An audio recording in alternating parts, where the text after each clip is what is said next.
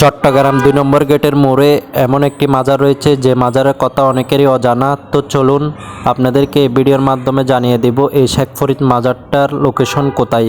তো ভিডিওটা সম্পূর্ণ দেখতে থাকুন। তো প্রথমত আপনাদের থেকে আসতে হবে ২ নম্বর গেটের মোড়ে। ২ নম্বর গেটের মোড়ে আসলে আপনি যদি যে কেউকে বলেন যে ২ নম্বর গেটের রেল গেটটা কোথায়, তো আপনাদেরকে দেখিয়ে দিবে ২ নম্বর গেটের মোড় থেকেই দেখা যাচ্ছে ওই যে রেল গেটটা।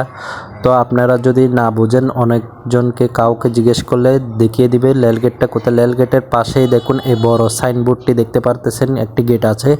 তো এই গেটটি দিয়ে আপনি এই গল্লিটা দিয়ে সোজা চলে যাবেন। সোজা যাইতে যাইতে যতটুক গিয়েছে আপনি সোজা গেলেই দেখতে পারবেন সেই মাজারের গম্বুজ দেখলেই বুঝতে পারবেন আপনি মাজারের সামনাসামনি চলে এসেছেন। বেশি না, আপনি যদি 5 মিনিট হাঁটেন এই গল্লিটা দিয়ে 5 মিনিট হাঁটলেই পেয়ে যাবেন। একটি খাল আছে, খালের পাশে সেই মাজারটি। তো আমরা ভিডিওটা একটু লং করে দেখিয়ে দিচ্ছি আপনাদেরকে যাতে আপনারা শর্টকাটে বুঝতে পারেন। দেখেন আমি চলে এসেছি, এই ব্রিজটাই আসলেই বুঝতে পারবেন যে আপনারা চলে এসেছেন সে মাজারের লোকেশন। আসলে বিশেষ করে মাজারের একটা ভিতরে একটি কূপ রয়েছে, যে কূপের পানি মানুষে মানত করে খায়, অথবা দূরের কাউ আসলে বোতল ভরে নিয়ে যাওয়ার সুবিধা আছে।